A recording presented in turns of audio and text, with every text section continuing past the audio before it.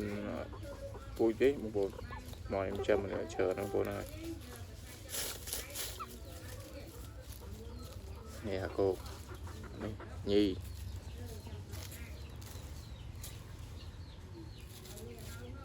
mà gặp sai mình đấy vô mình tập phân năng này cho món châm tia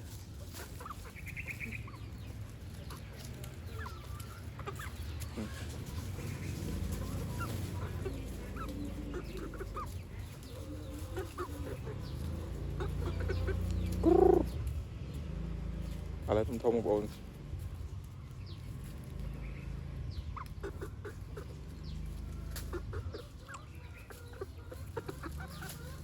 con ra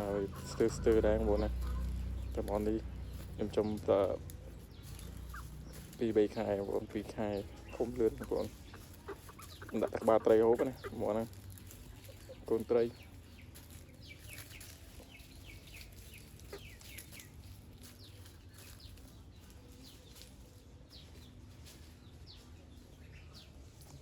pin chua bộ nó khả năng chua cái xin là hột bộ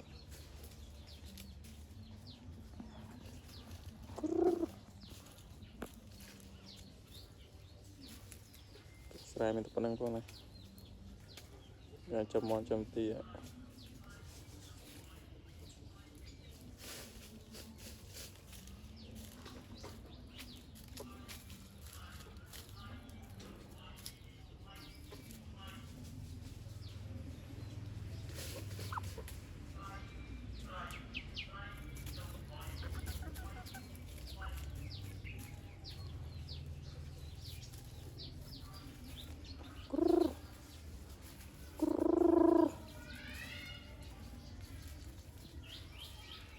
pin cái lỗ lỗ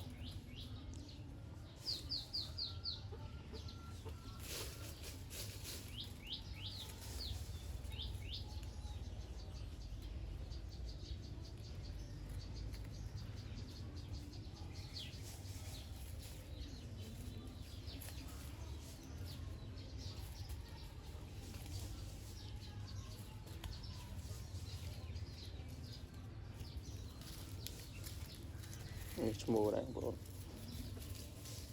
mua pi thì 7 4 chả đã ăn tiệt tại bóng bóng mới phần năng